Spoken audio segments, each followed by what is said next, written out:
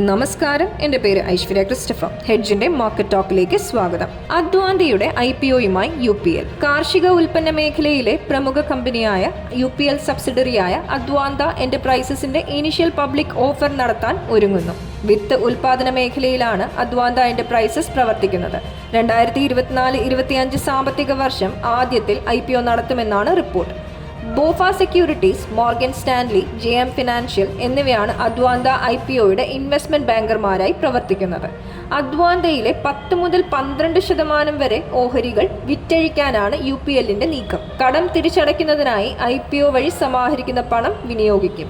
$400 കോടി വിപണി മൂല്യമാണ് IPOയിലൂടെ ലക്ഷ്യമാക്കുന്നത്. 4000 കോടി രൂപ വില വരുന്ന അവകാശ ഓഹരികൾ അനുവദിക്കാനും പദ്ധതിയുണ്ട്. അദ്വാന്തയുടെ 86.7% ഓഹരികൾ കൈവശം വെക്കുന്നത് UPL ആണ്. സെപ്റ്റംബർ-ഒക്ടോബർ ത്രൈമാസത്തിൽ 1217 കോടി രൂപയായിരുന്നു UPLന്റെ നഷ്ടം. മുൻ സാമ്പത്തിക വർഷം സമാന കാലയളവിൽ 1087 കോടി രൂപ നഷ്ടമുണ്ടായിരുന്നു. കമ്പനിയുടെ പ്രവർത്തന വരുമാനം 27.72% കുറഞ്ഞു. 9887 കോടി രൂപയാണ് പ്രവർത്തന വരുമാനം. ഇത് മുൻ സാമ്പത്തിക വർഷം സമാന കാലയളവിൽ 13,679 കോടി രൂപയായിരുന്നു. നിഫ്റ്റി 22,500 മുകളിൽ തന്നെ. റിസർവ് ബാങ്ക് ഓഫ് ഇന്ത്യയുടെ ധനനയ അവലോകന യോഗത്തിന് മുമ്പും പിൻപുമായി ചാഞ്ചാട്ടം നേരിട്ട ഓഹരി വിപണി കാര്യമായ വ്യത്യാസമില്ലാത്ത നിലയിൽ ക്ലോസ് ചെയ്തു. നിഫ്റ്റി തുടർച്ചയായ രണ്ടാമത്തെ ദിവസവും 22,500 മുകളിലായാണ് വ്യാപാരം അവസാനിപ്പിച്ചത്.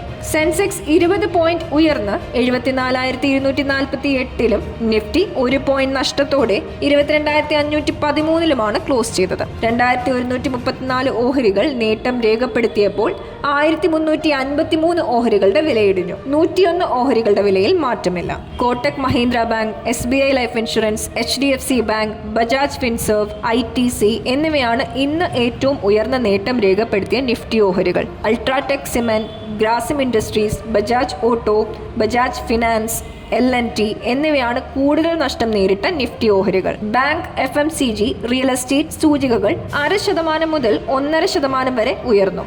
IT സൂചിക 0.4% ഇടിഞ്ഞു. BSE mid cap, small cap സൂചികകൾ 0.5% വീതം നേട്ടത്തോടെ ക്ലോസ് ചെയ്തു.